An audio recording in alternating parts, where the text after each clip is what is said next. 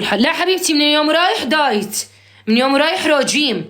بكرة ننزل على سوريا، بنات خالاتك، بنات عماتك، حماتك، بنات حماتك، جارات فلانة وعلنتانة كلياتن أجزاء من سمبوتيك، وقاعدات يلبسن ويتلبسن، إلا أنت جايتن من برا متكرفت عليهن مثل الدولفين.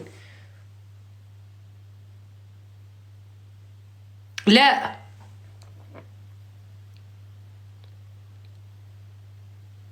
بكرة كل الأنظار متوجهة عليش أنت. ليش؟ لأنه أنت جاية من برا، أوروبية، عرفتيه؟ شغلتي على أساس مقلدت لي الأوروبيين باللبس، شغل القربطة، لابستي لي بنطلون فستيكوزي وكنزة قرمديدية. غلط.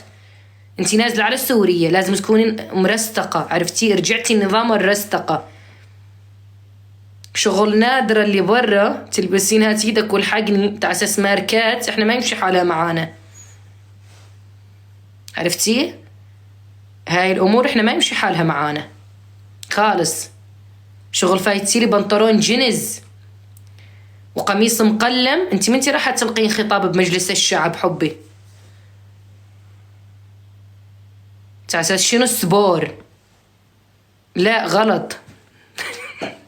عرفتي؟ بالبلد الترتيب والأناقة يكون غير مختلف جملة وتفصيلا. لازم نشتغل على موضوع الستايلات، لأنه إحنا شوي بعد ما رحنا على أوروبا ستايلاتنا فاتت بالحائط، صار لبسنا شوي يعني هيك الألوان غريبة، الترتيب غريب. عرفتي؟ فلازم شوي نشتغل على هذا الموضوع.